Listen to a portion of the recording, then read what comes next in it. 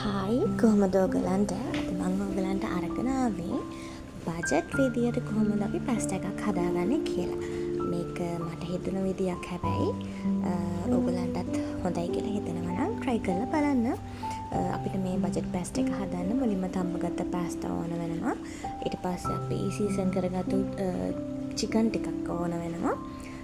Chop කරගත්තු ලුණු, chop කරගත්ත තක්කාලි, කොරියන්ඩර් ටිකක්, එතකොට සුදු ලුණු ටිකක් චොප් කරගෙන අපිට ඕන වෙනවා. ඊට පස්සේ අපි පෑන් එකක් ලිපේ තියලා පෑන් එකේ තෙල් ටික රත් වෙනකොට සීසන් කරගත්තු චිකන් ටික හොඳට දාලා පොඩ්ඩක් සෝට් වෙනකන් අපි හැඳි ගා ගන්නවා. ඊට පස්සේ ඒක චුට්ටක් හොඳට බැදීගෙන ආවයින් පස්සේ අපි ඒකට චොප් කරගත්ත සුදු ලුණු ටික දාලා චුට්ටක් ලබා දෙනවා. ඊට පස්සේ ටික වෙලාවකින් අපි චොප් කරගත්ත අනියන් ටික එකතු කරගන්නවා.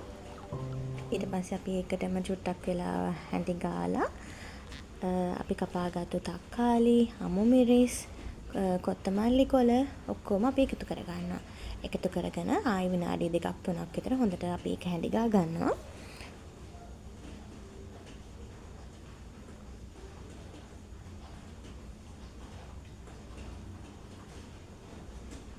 මේ ටික ටිකක් හැඳි ගා ගත්තයින් පස්සේ අපි ලුණු ටිකක් එකතු කරගන්නවා අපිට අවශ්‍ය ප්‍රමාණයට.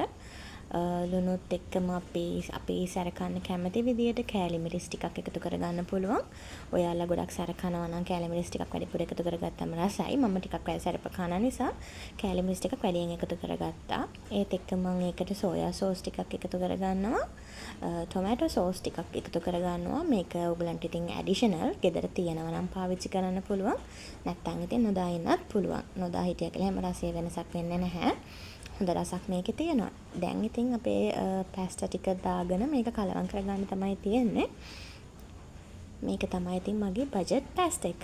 මේක හදාගන්න අපිට ගොඩක් දේවල් ඕන වෙන්නේ නැහැ. විනාඩි 5ක් ටක් ගාලා හදාගන්න පුළුවන්. ඔයගොල්ලොත් කාලා රසයිද කියලා මට කියන්න.